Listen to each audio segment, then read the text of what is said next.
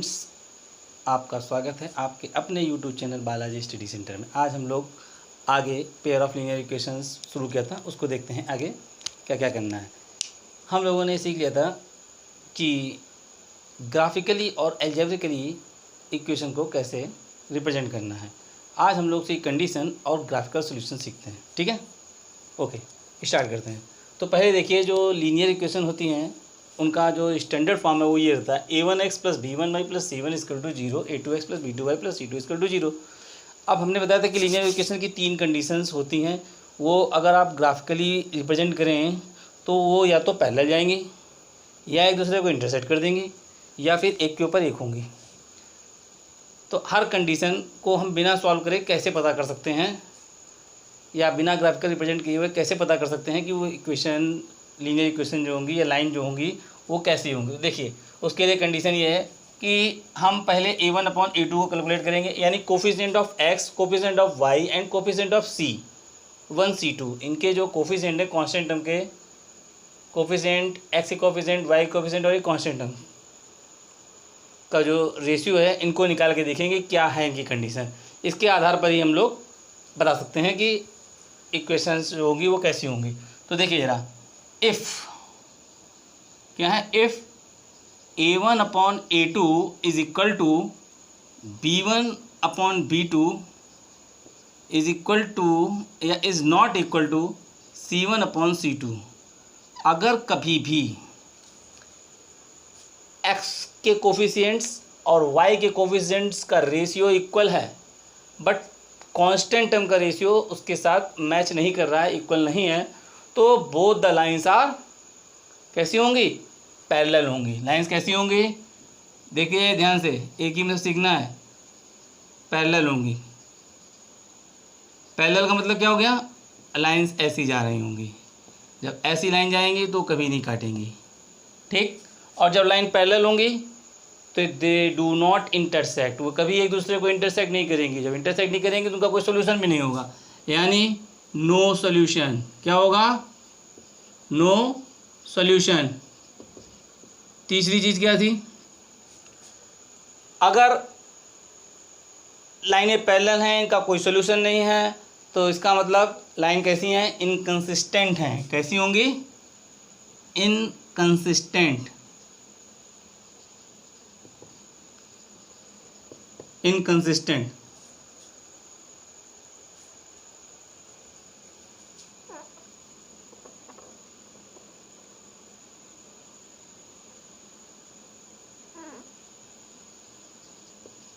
ठीक है, कैसी होंगी लाइन, इनकंसिस्टेंट। तो ये तीन चीज़ें हैं।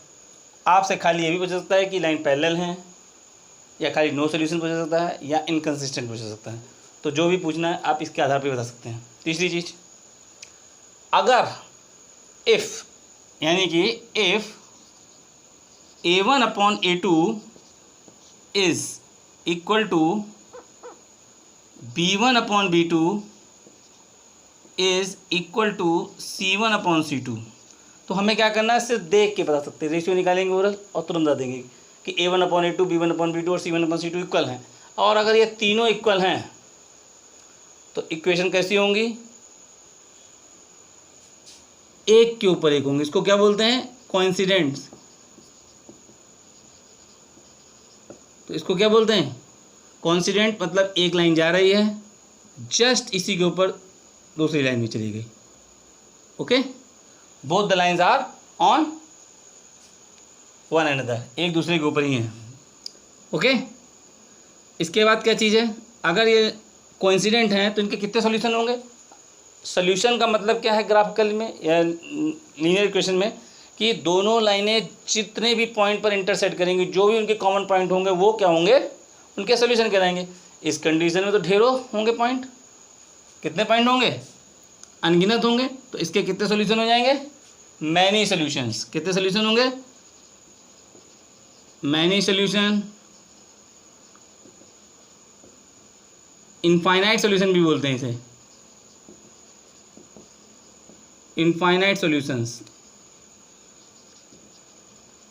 ओके, और अगर इस कंडीशन में उनका कंसिस्टेंसी देखी जाए तो क्या होंगी लाइनें? कंसिस्टेंट होंगी। क्या होंगी? कंसिस्टेंट होंगी। अब तीसरी कंडीशन क्या है? ये कंडीशन बहुत अच्छे से याद करिएगा, इसको अभी पहले से लेके आखिरी एक्सरसाइज तक है, ठीक है। थर्ड कंडीशन देखिए क्या है। थर्ड कंडीशन ये है कि if A1 is not equal to A1 upon A2 is not equal to B1 upon B2। क्या कहना चाहते हैं कि अगर x के कोफिशिएंट का रेशियो y के कोफिशिएंट के रेशियो से इक्वल नहीं है, अनइक्वल है, तो इसके समझ सकते हैं ऐसी कंडीशन में लाइनें कैसी होंगी? इंटरसेक्टिंग होंगी। तीन कंडीशन है, इसके अलावा कोई कंडीशन ही नहीं है, ठीक है। तो क्या होंगी? इंटरसेक्टिंग होंगी लाइंस। कैसी होंगी लाइंस? इंटरसेक्टिंग।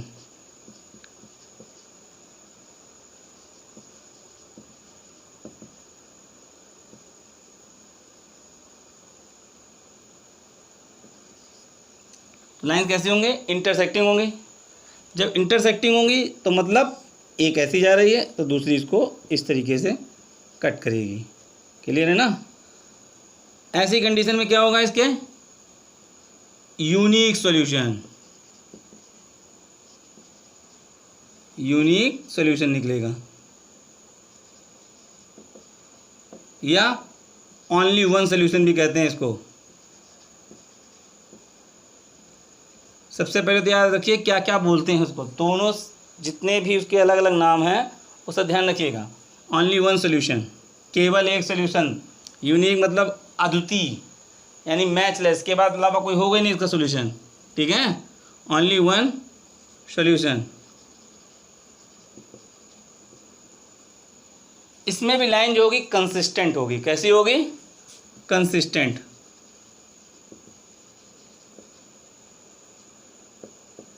कंसिस्टेंट। और यहाँ पे जो होगी कंसिस्टेंट विद मैनी सॉल्यूशन होगी। क्या होगी? With many solution.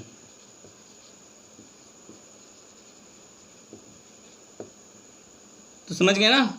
ये तो जो थी A1x plus B1y plus C1 equal to 0, ये इनकी स्टैंडर्ड फॉर्म है, जनरल फॉर्म है, जिसमें x और y क्या हैं? आपके वेरिएबल हैं। A1 B1 C1 A2 B2 C2 are real numbers, but A1 B1 A2 B2 can not be equal to 0। ये वैल्यू 0 नहीं हो सकती, क्योंकि इनके 0 होते ही x 0 हो जाएगा, और x 0 तो फिर जो इक्वेशन है वो 2 वेरिएबल की जगह 1 वेरिएबल की रह जाएगी, ठीक है। तो ये जो है 0 नहीं होंगे। इतनी चीज़ क्लियर हो गई। अब इस पे बेस हम लोग क्वेश्चन करते हैं। इस पे है एक्सरसाइज 3.2। आगे देखते हैं exercise 3.2।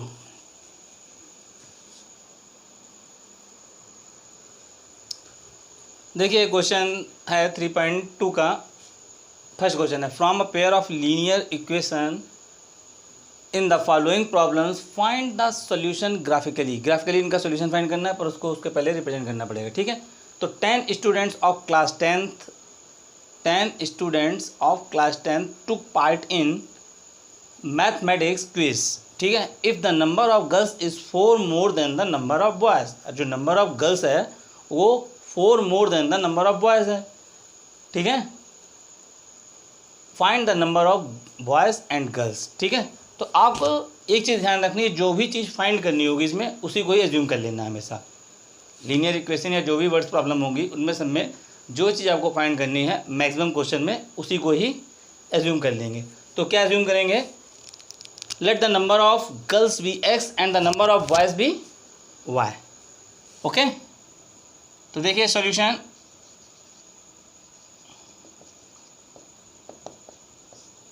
Late the number of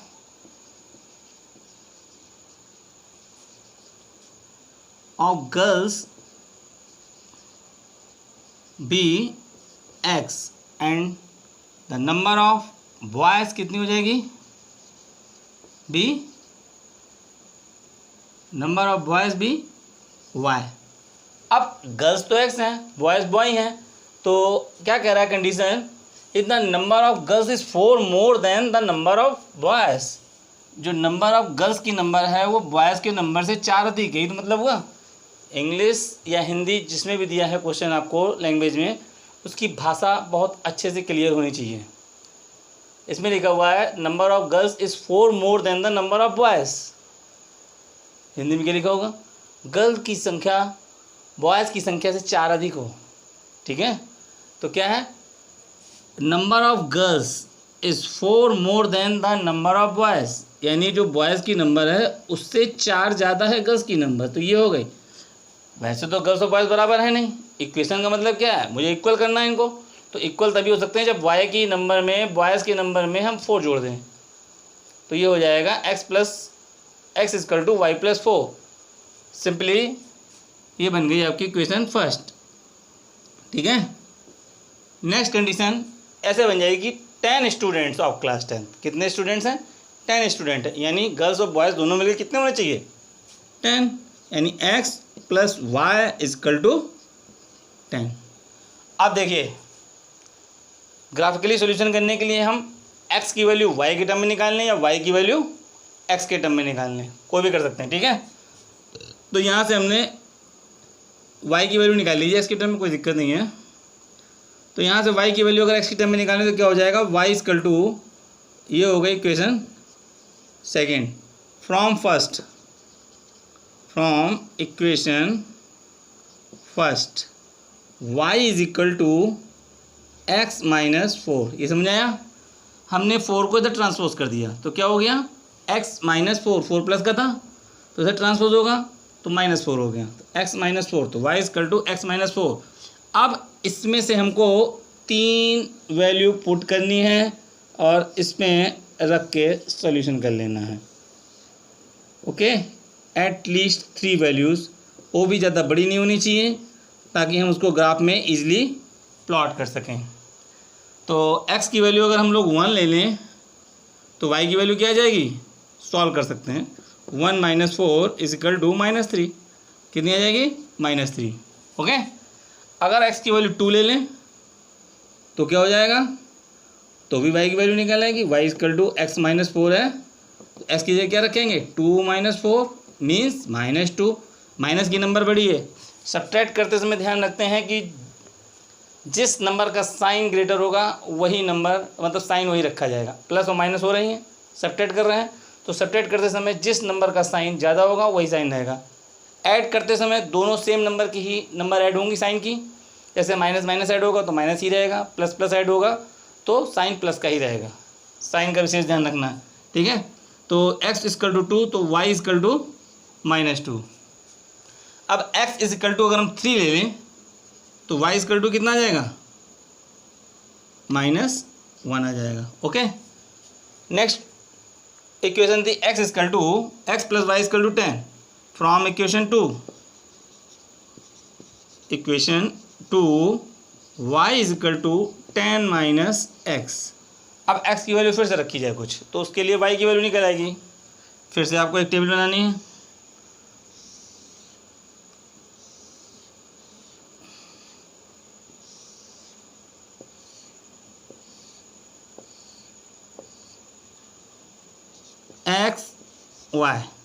x equal to 2 तो y इक्वल टू, थोड़ी और बढ़ा लेते हैं वैल्यू, x इक्वल टू 3 तो y इक्वल टू कितना हो जाएगा? 5, 7 हो जाएगा। कितना हो जाएगा? 7। x के प्लेस पे 3 रखेंगे, 10 माइनस 3 कितना आएगा? 7। अगर x की वैल्यू 4 ले ली जाए तो y की वैल्यू कितनी आ जाएगी? तो y की वैल्यू आ जाएगी आपकी 10 माइनस 4 यानी 6। 5 ले ली जाए तो 5 आ जाएगी। 3 वैल्यू काफ़ी हैं। ओके, नेक्स्ट देखिए आगे। अब करना है कि आपको फिर से एक ग्राफ देखना है और इसको ग्राफ पेपर पे प्लॉट कर लेना है। तो आप लोग क्या करिए, ग्राफ ये देखिए 1, -3।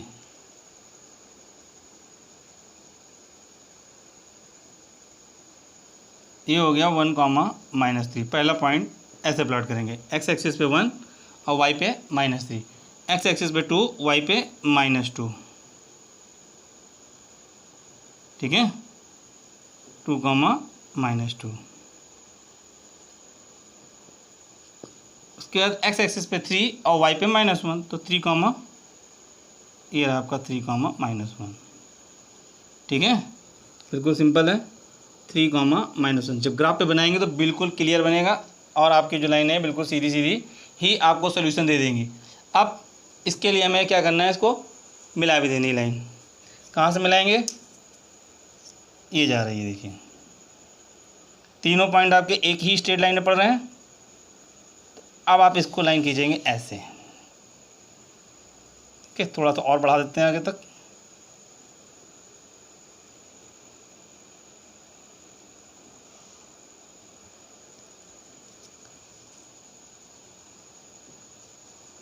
दूसरी लाइन के लिए देखिए,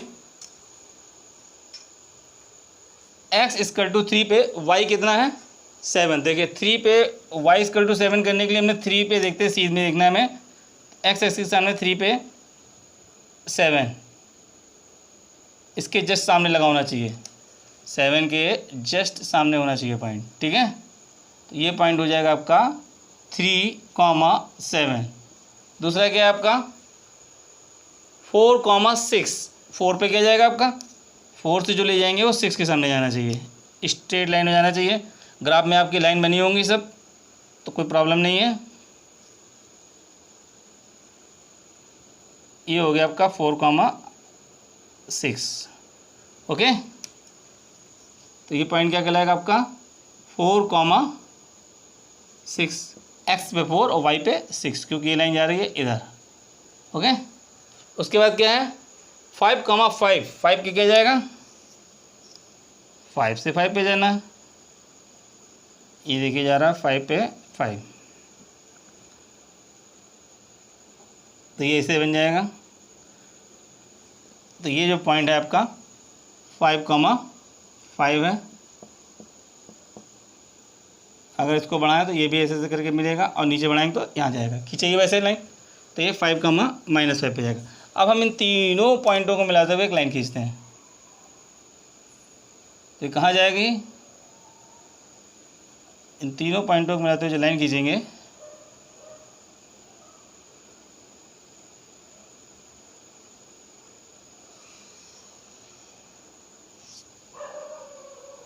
ठीक है, ये गई आपकी दूसरी स्ट्रेट लाइन। जहाँ पे भी दोनों इंटरसेक्ट कर रही लाइनें, लाइन कैसी हैं, इंटरसेक्टिंग है, तो इंटरसेक्टिंग है तो इनका एक सोल्यूशन होगा। कितने सोल्यूशन होंगे, ओनली वन सोल्यूशन। और वो सोल्यूशन हम कैसे निकालेंगे, इसके द्वारा जो ये पॉइंट ऑफ इंटरसेक्शन है, इससे आप नीचे की ओर एक परपेंडिकुलर ड्रा करेंगे, और वो कहाँ मिलेगा कि आपको 7 पे। तो इसका x इक्वल टू कितना हो गया 7, कितना हो गया 7, और एक निकालेंगे इसका इधर की ओर ले जाएंगे, जो कि इसका इधर तरफ जाएगा y एक्सिस पे। y एक्सिस से बिल्कुल ऐसे ही लाइन देखनी है कहाँ जा रही है, तो ये y एक्सिस कहाँ मिलेगी जाके 3 पे मिलना है। ठीक है, तो ये क्या कहलाएगा y equal to 3। These are the solution of the equation. ठीक है, पेयर ऑफ लीनियर इक्वेशन के सॉल्यूशन हो गए। ऐसे ही आपका सेकंड क्वेश्चन भी है, और उसको भी आपको अपने आप करना है, करके देखेंगे। अभी मैं इक्वेशन बना देता हूँ।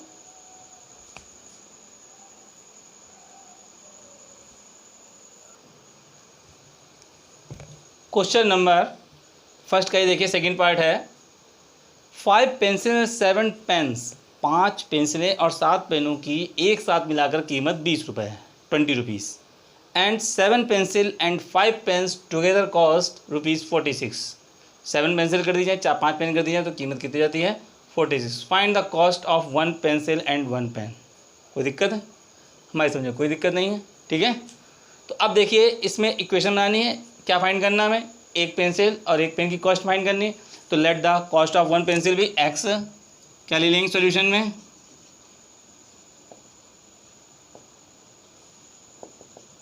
Late the cost of 1 pencil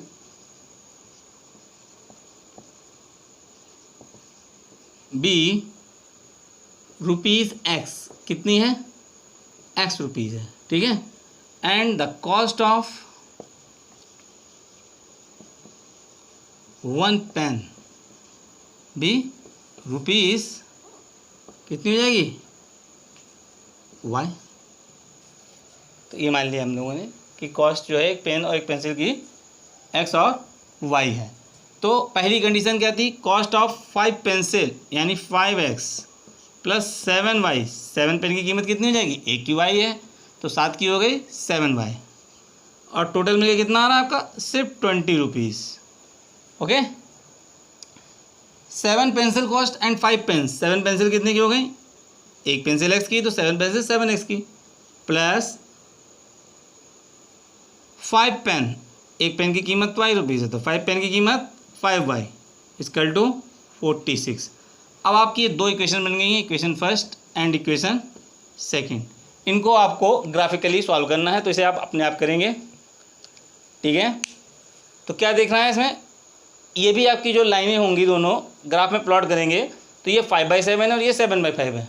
कैसा है ये, 5/7 और ये 7/5 है। तो a1/a2 is not equal to b1/b2, so this equation has only one solution. तो इसका भी जो सोल्यूशन होगा केवल एक सोल्यूशन होगा। तो इसको आप अपने आप करके देखिएगा। इक्वेशन बना दिए, पहले फर्स्ट से x की वैल्यू y टर्म में, फिर y से दूसरे की y टर्म में, ठीक है। On comparing the ratio of a1/a2, b1/b2 and c1/c2, find out whether these pair of lines, जो ये तीन पेयर आप दे रखी लाइन्स की, ये पैरेलल हैं, इंटरसेक्टिंग है या फिर कोइंसिडेंट है, ये आपको फाइंड करना है। तो सिंपल सा जैसा बोला है, कंडीशन पहले ही हम लोग पढ़ चुके हैं, बहुत ही आसान क्वेश्चन है, बहुत इंपॉर्टेंट भी है, इस टाइप के क्वेश्चन बहुत मिलते हैं। तो पहले देखिए फर्स्ट क्वेश्चन के लिए, किसके लिए, solution, solution for first question. Okay, a1/a2 कितना है इसके लिए, 5/7। ओके, b1/b2 कितना है, तो b1/b2 इक्वल टू है -4/6। तो अगर रिड्यूस होता तो रिड्यूस कर लिया 2 से 3, क्या आ गया, -2/3। अब हम c1/c2 भी निकाल ही लेते हैं, तो c1/c2 कितना आएगा, 8/-9। देखिए यहाँ पर हम देख रहे हैं कि a1/a2 और b1/b2 इक्वल नहीं है आपस में, c1/c2 इक्वल हो ना हो उससे कोई मतलब नहीं है, ठीक है। किससे मतलब हमें, सिंस, क्या लिख देंगे, since a1/a2 is not equal to b1/b2, therefore the lines are, कैसी होंगी, इंटरसेक्टिंग, क्या होंगी, देयरफॉर लाइन्स आर इंटरसेक्टिंग।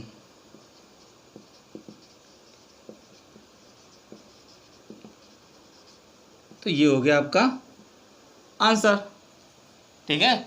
अगर a1/a2 is not equal to b1/b2 then the lines are intersecting. तो लाइनें जो हैं आपकी कैसी हैं, एक दूसरे को काट रही हैं, इंटरसेक्ट कर रही हैं, ठीक है। सेकंड क्वेश्चन के लिए करना तो वो भी बहुत आसान है, ऐसे ही कर लेंगे। 9x + 3y, इसमें भी हम लोग फटाफट क्या करते हैं, a1/a2 निकालते हैं, क्या निकलेगा, 9/18। तो क्या आ गया, 1/2।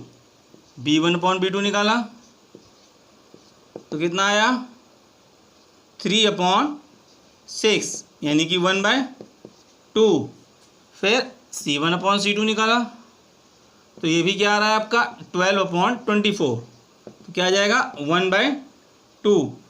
एक चीज़ ध्यान रखिएगा, अगर आपका पहली इक्वेशन में c1 इस साइड में है और दूसरी में उधर है तो दोनों एक ही तरफ होनी चाहिए, इधर कर लेंगे या उधर कर लें, ठीक है। तो जो कांस्टेंट टर्म है वो भी आप इसी तरफ कर लेंगे, स्टैंडर्ड फॉर्म में लिखने के बाद ही सब कंपेयर करेंगे, ठीक है।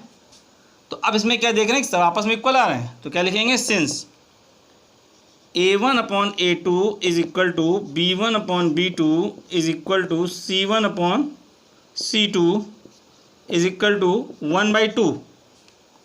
आ रहा कैसे हैं, इक्वल है ना 1/2 के।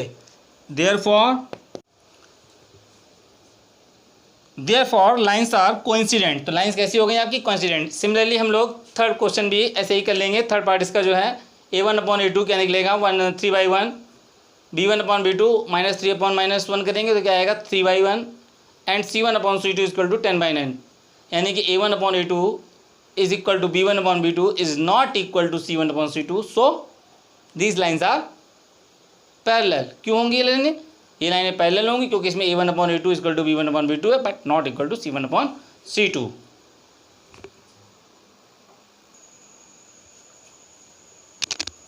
देखिए question number 3, on comparing the ratio of the A1/A2 B1/B2 C1/C2 and करने पे क्या करना है, representing the following pair of linear equations we have to find these lines are consistent और इनकंसिस्टेंट। कि ये देखना है कि लाइनें कंसिस्टेंट हैं या इनकंसिस्टेंट। तो इसका भी वही तरीका है, जो लाइनें आपकी पैरेलल होंगी वो इनकंसिस्टेंट हैं। और पैरेलल की कंडीशन क्या थी, A1/A2 is not equal to A1/A2 equal to B1/B2 but not equal to C1/C2। तो पैरेलल वाली लाइन इनकंसिस्टेंट होंगी, जो लाइनें इंटरसेक्टिंग कर रही हैं और कोइंसिडेंट हैं वही आपकी कंसिस्टेंट होंगी। सिंपल सा है, कोई भी क्वेश्चन कर सकते हैं। तो हम इसमें से आपको सिर्फ एक क्वेश्चन बताएंगे, वो है आपका थर्ड क्वेश्चन, जो कि थोड़ा सा फ्रैक्शन में दिया हुआ है। तो क्वेश्चन नंबर थर्ड सोल्यूशन देखिए, थर्ड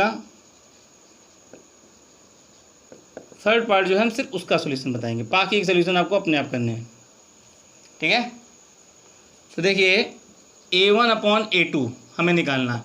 A1 कितना दिया हुआ है, x का कोफिशिएंट होता है A1, तो ये है आपका 3/2 और ये है 9/1 लिख सकते हैं, 9/1। तो 3/2, ध्यान देखिएगा इसमें गलती करते हैं बच्चे अधिकतर। तो 3/2 लिख लिया पहले, और जो ये 9 था तो उसको हमने 9/1 कर दिया। इसको जब ऊपर ले जाएंगे मल्टीप्लाई में तो इसका रेसिप्रोकल हो जाएगा। क्या हो जाएगा, 1/9। और इसको जब रिड्यूस किया 3 1 जा 3, 3 3 जा 9, तो क्या आ जाएगा आपका 1/6। ओके, ऐसे ही सेकेंड पार्ट B1/B2 को भी कर लेंगे। तो B1/B2 इक्वल टू क्या होगा आपका 5/3/-10। कितना होगा, -10/1 कर सकते हैं। तो इसको भी हमें क्या करना होगा, इक्वल करने के लिए 5/3,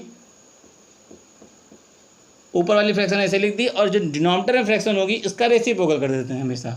क्या करेंगे, रेसिप्रोकल। तो क्या हो जाएगा -1/10। इसको भी हमने चेंज किया, तो 5 2 जा 10, कितना आ जाएगा आपका 3 2 जा 6, यानी -1/6। अब देखिए जल्दीबाजी में क्या होगा, गलत हो जाएगा। A1/A2 इक्वल टू 1/6 और B1/B2 क्या है, -1/6, जो कि इक्वल नहीं है।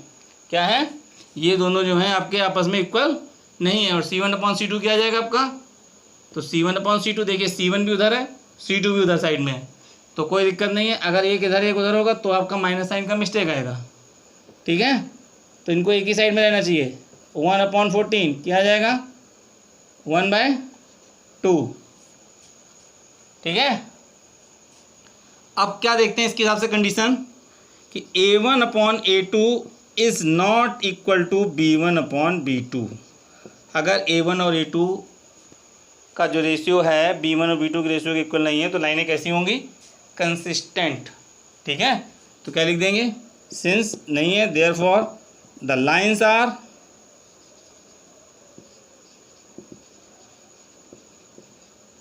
कंसिस्टेंट, ठीक है। ऐसे करना, ऐसे ही आप बाकी के पार्ट भी कर लेंगे।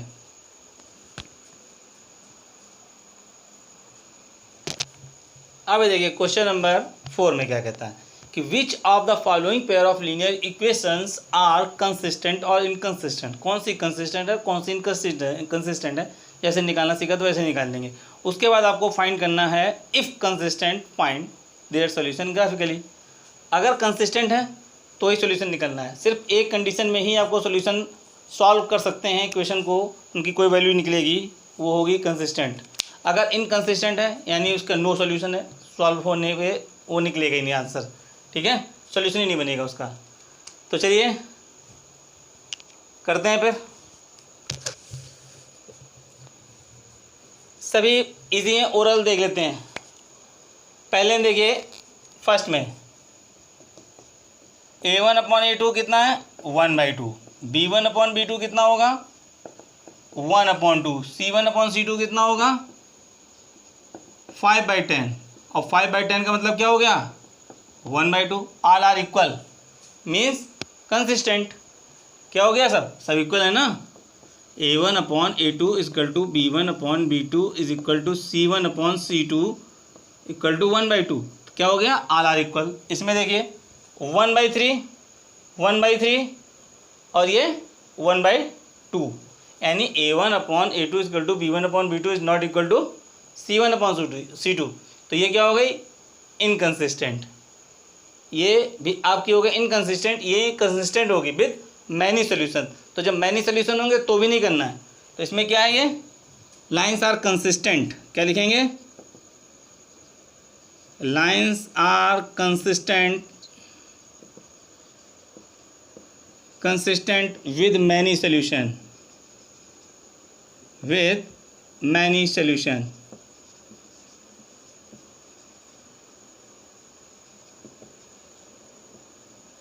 तो जब इसके मैनी सोल्यूशन तो कितने निकाल लेंगे? निकलेंगे नहीं। ठीक है। अब सेकंड में क्या था? A1 upon A2 equal to B1 upon B2 is not equal to C1 upon C2। A1 upon A2 कितना है? 1/3। B1 अपॉन B2 कितना है? 1/3 और C1 अपॉन C2 है आपका 1/2। तो ये आपके इक्वल है, वो इक्वल नहीं है। B1 upon B2 is not equal to C1 upon C2. It means lines are inconsistent. कैसी होंगी लाइन्स? इनकंसिस्टेंट।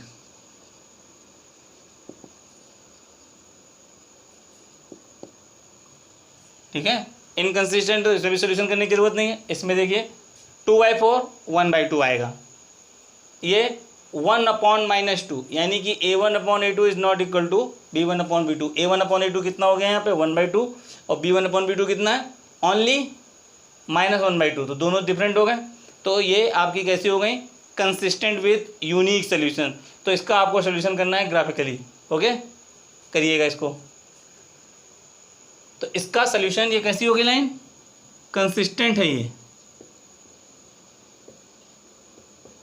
इसको सॉल्व अपने आप करिएगा, ग्राफिकली सॉल्व करिएगा ग्राफ पेपर पे जैसे बताया। तो वैसे ही फोर्थ में 1/2 1/2 और ये 2/5 आएगा। तो ये आपकी क्या हो जाएगी? इनकंसिस्टेंट। तो सिर्फ एक सोल्यूशन करना है, उसको आप लोग अपने आप करके रखेंगे।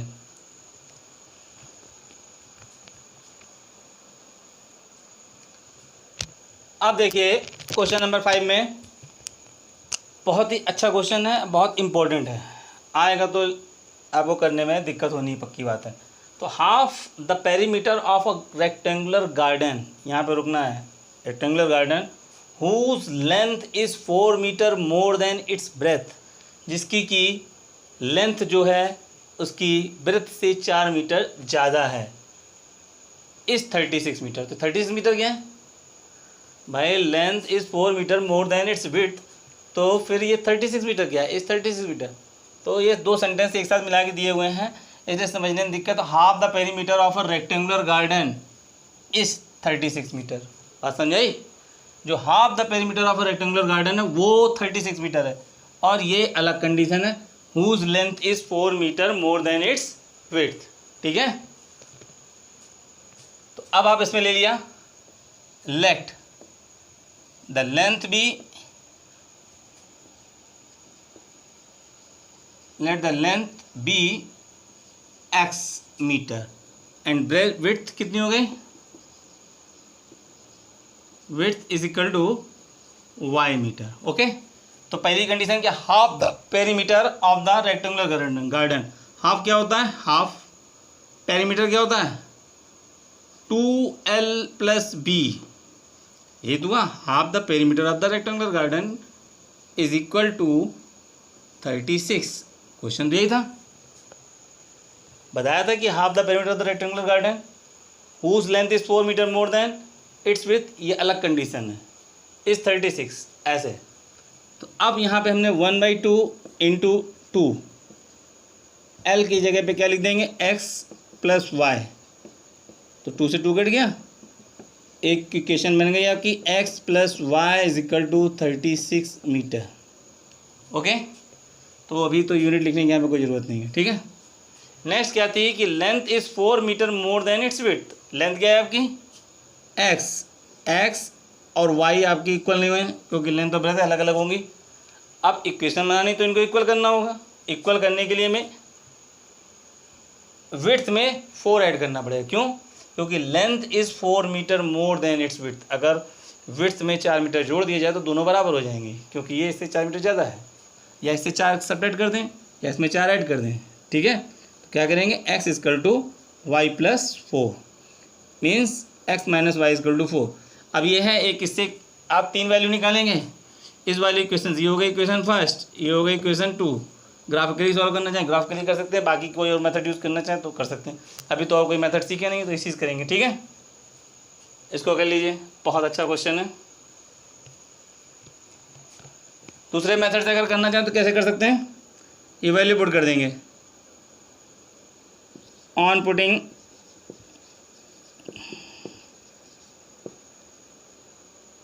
x equal to y plus 4 in equation first, तो क्या आ जाएगा आपका y plus 4 plus y is equal to 36 means 2y is equal to 32, तो y इज इक्वल टू 16। तो विड्थ हो गई 16, लेंथ कितनी होगी,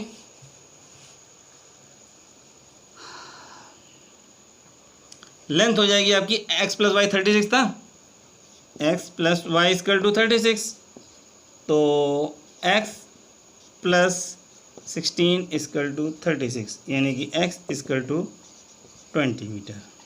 ये 16 मीटर 20 मीटर। ग्राफ देखिए क्वेश्चन नंबर 6 में क्या कह रहा है कि गिवन है आपको एक linear equation, one linear equation आपको गिवन है 2x plus 3y plus minus 8 equal to 0। क्या गिवन है, 2x plus 3y minus 8 equal to 0। Right another linear equation in 2 variables such that the geometrical representation of the pair of so formed, यानी एक ऐसी linear equation लिखनी है इन 2 variable में कि इसके साथ में उसका ज्योमेट्रिकल रिप्रेजेंटेशन जो हो इंटरसेक्टिंग का हो, पहली कंडीशन में। दूसरी कंडीशन में इस लाइन का उस लाइन के साथ में कैसा होना चाहिए, पैरेलल होना चाहिए, इसके साथ में कोइंसिडेंट होना चाहिए। तो देखिए पहली कंडीशन, पहला सॉल्यूशन क्या है, बहुत ही आसान सवाल है, बहुत ही अच्छा सवाल है ये। क्वेश्चन नंबर फर्स्ट देखिए, इसका 6th का फर्स्ट पार्ट। आपको इंटरसेक्टिंग लाइन बनानी, तो इंटरसेक्टिंग लाइन के लिए क्या होता है, कंडीशन क्या है, a1/a2 is not equal to b1/b2। तो आपको एक ऐसी इक्वेशन देनी है जिसके साथ इसके अगर आप रेशियो निकालें कोफिशिएंट के x1 और y1 के, तो वो जो हों आपके एक दूसरे के इक्वल ना आए। तो कैसी बनानी है, अगर हम मान लो यहाँ पे लिख दें 3x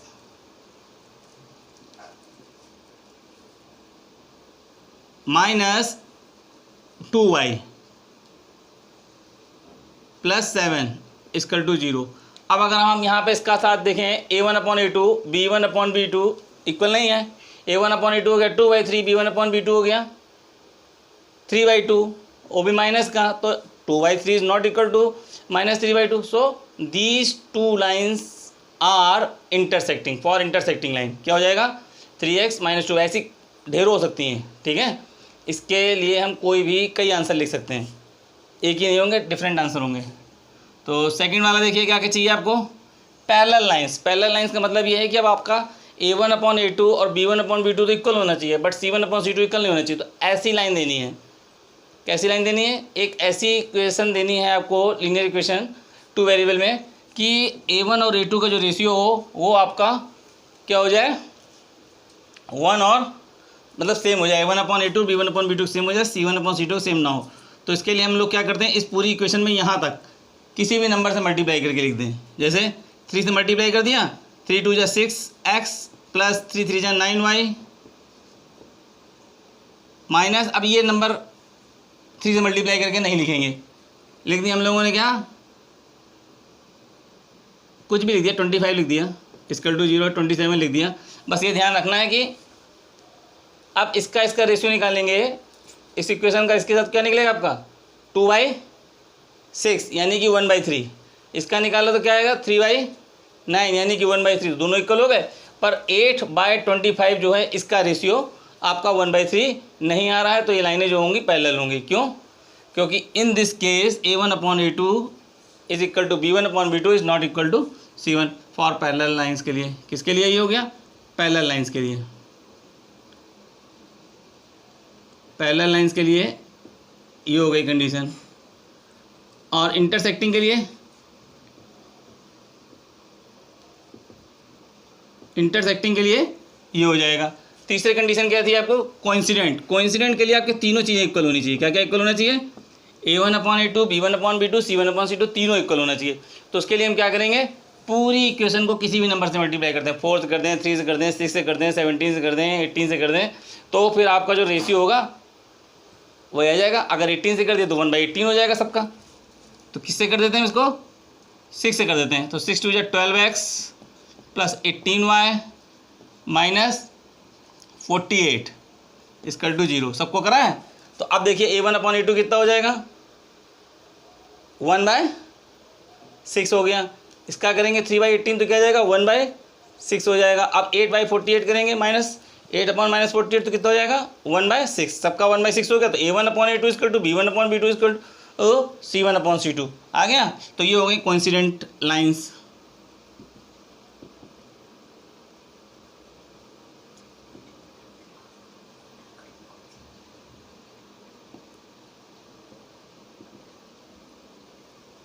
क्वेश्चन नंबर 6 में कह रहा है कि आपको ये 2 लाइंस दे रखी हैं, x - y + 1 और 3x + 2y - 12 = 0। ये 2 लाइनों की इक्वेशन है जिसके लिए आपको ग्राफ पे प्लॉट करना है और उसके बाद इन 2 लाइंस और x एक्सिस के साथ इनके ट्रायंगल बनेंगे। यानी ये 2 लाइनें और एक एक्सिस मिलके क्या बनाएगी, एक ट्रायंगल बनाएगी। तो उस ट्रायंगल के आपको वर्टिसेस निकालने हैं और उस पोर्शन को क्या करना है, आपको सेलेक्ट करना है ट्रायंगुलर रीजन को। तो देखिए इसके जो कोऑर्डिनेट बनाने का बहुत आसान तरीका है। पहले तो x - y + 1 = 0 था, तो y = क्या कर दिया, x + 1, यानी y को हमने उधर ट्रांसपोज कर लिया, तो y = x + 1। अब इसमें हम लोग x की वैल्यू रखेंगे, कितना आएगा, x की वैल्यू 1 लिया तो y = कितना हो गया, 2, x = 2 लिया तो y = 3, x = 0 तो y = 1। ओके, इस इक्वेशन को भी सेकेंड इक्वेशन 3x + 2y - 12 = 0, तो क्या करेंगे, 2y = 12 - 3x, 12 - 3x/2। ओके, अब ये देखना है कि हमें इसमें ऐसी वैल्यू लेनी है कि पॉजिटिव वैल्यू है। तो हम यहाँ पर कोई भी इवन नंबर लेंगे तो सब्ट्रैक्ट होकर इवन आएगा और फिर आपकी जो वैल्यू होगी पूरी 2 से कट जाएगी। तो इस हिसाब से हमने इसमें क्या कर दिया, इवन वैल्यू लेनी शुरू करी। तो जब इवन वैल्यू ली तो क्या बना आपका, 12 माइनस यहाँ पे x = 2 ले लिया, तो आगे आपका 12 - 6/2 कितना हो जाएगा, 6/2। ठीक है, ऐसे देख भी सकते हैं, 12 - 3 × 2 किया तो कितना हो जाएगा, 12 - 6/2 मीन्स कि 6/2 मीन्स 3। ओके, ऐसे ही आप इसमें क्या रख लेंगे, 0 रख लेंगे। अगर हमने 0 रख लिया तो 12 - 3 × 0/2 मीन्स 12/2 मीन्स 6, तो 0 पे 6 हो गई। तो आपको ये वैल्यू मिल गई। अब इन वैल्यूओं को आपको प्लॉट करना है। क्या करना है, प्लॉट करना है। तो प्लॉट करेंगे, देखिए जरा, ग्राफ बनाने के लिए क्या करेंगे, हम लोग इसमें एक लाइन खींच लेंगे ऐसे ऐसे, y डैश और ये x डैश बराबर डिस्टेंस पे इसमें हमने बना लिए हैं। आपको तो ग्राफ पेपर पे ही बनाना है। तो देखिए 1,2, x एक्सिस पे 1, y पे 2, ये हो गया पॉइंट 1,2। क्या हुआ, पॉइंट 1,2। दूसरा पॉइंट आपका 2,3, x एक्सिस पे 2, y पे 3, तो ये हो गया आपका 2, x एक्सिस पे 2 और इसको ऊपर ले जाएंगे 3 पे। समझ में आ रही बात, नहीं आई? तो देखिए आप स्केल से कर सकते हैं, x एक्सिस पे 2 पे रखेंगे और ये 3 तक जाएगा। तो थोड़ा सा इधर हो गया पॉइंट, ये ध्यान रखना है, ये जो बिल्कुल कैसा होना चाहिए, ऐसे 2 पे रखें और वो 3 तक जाए। 1 2 3, ये आ गया आपका पॉइंट बिल्कुल सही सीधे 2,3। ओके, तो ये हो जाएगा पॉइंट 2,3। ग्राफ में जब करेंगे तो ऐसी कोई प्रॉब्लम नहीं आएगी क्योंकि ग्राफ में लाइनें बनी होती हैं पहले से। और उसके बाद 0,1, x एक्सिस पे 0 और y पे 1, तो ये हो गया 0,1। ठीक है, अब ये तीनों पॉइंटों को मिलाते हुए आपको क्या करनी है, एक लाइन खींच लेनी है। तो ये जो लाइन जाएगी तीनों पॉइंटों को मिलाते हुए ऐसी जाएगी।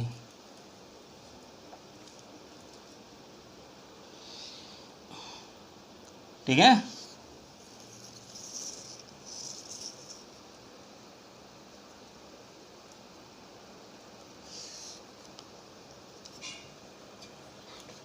अब आपको दूसरा एक्स एक्सिस पे 2 वाई पे 3, एक्स पे 2 वाई पे 3, तो यही पॉइंट आएगा आपका 2,3, ठीक है। दूसरा क्या है आपका एक्स एक्सिस पे -2 वाई पे 9, एक्स एक्सिस पे -2 वाई पे 9, तो ये देखिए एक्स एक्सिस पे -2 और वाई पे 9, ये रहा। इसके सामने लगा देंगे पॉइंट, देखिए इसके सामने लगा दिया, एक्स एक्सिस -2 वाई पे 9, ये आ गया आपका -2,9, ओके। उसके बाद देखिए एक्स एक्सिस पे 0 है और वाई पे कितना है 6, एक्स एक्सिस पे 0 तो 0 तो यही है, वाई पे 6 है, तो ये पॉइंट हो गया आपका 0,6, ये हो गया आपका 0,6। चलिए इन 3 पॉइंटों को मिलाते हुए लाइन खींचेंगे, किन तीनों को, इन तीनों को। बिल्कुल सीध में आ रहे हैं एक लाइन में कि नहीं आ रहे हैं, देखिए आ रहे हैं ना। अब आप इनको जब मिलाते हुए लाइन खींचेंगे तो वो तीनों कोलिनियर होने चाहिए पॉइंट।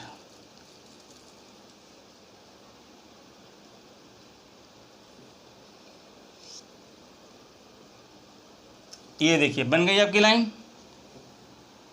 अब इस पर आपको इसका इक्वेशन भी लिख देनी है। इस लाइन पे आप इक्वेशन लिखेंगे x minus y plus 1 equal to 0, और जो ये लाइन जा रही है इस पे हम लोग लिखेंगे equation 3x plus 2y minus 12 equal to 0, ठीक है। अब देखिए ये जो लाइन है, 2 लाइनें और एक्स एक्सिस आपस में एक दूसरे को कहाँ पे, ये तो इसका सोल्यूशन हो गया 2,3, क्या हो गया सोल्यूशन। मान लो ये एक वर्टिस ट्रायंगल बनना है आपका ए बी और ये सी पॉइंट, ठीक है। तो ए के कोऑर्डिनेट क्या हो गए आपके 2,3, जो कि सोल्यूशन भी है, x equal to 2 y equal to 3, और बी के कोऑर्डिनेट हो गए आपके -1,0, और जो सी का कोऑर्डिनेट है वो हो गए आपके 4,0। तो ये एक्स एक्सिस पे आ गए और वो वाई एक्सिस पे। अगर वाई एक्सिस पे एक्स एक्सिस में निकालना है तो अगर हम यहाँ पे वाई इक्वल टू 0 कर दें तो 0 हो गया ये तो, और 12 को 3 से डिवाइड करेंगे तो 4, तो 4,0 आ जाएंगे। ऐसे भी निकाल सकते हैं हम लोग, ओरली अगर निकालना होगा भी आगे। तो ये हो गया। अब आपको इसको सेटेड भी करना है, किसको, ये जो ट्रायंगल पोर्शन बनना है इसको सेटेड करना है। तो इसको सेटेड करने के लिए हम लोग ऐसे ऐसे लाइनें कर देंगे, सेटेड हो जाएगा। तो अब आपकी ये एक्सरसाइज जो है 3.2 पूरी कंप्लीट हो गई है।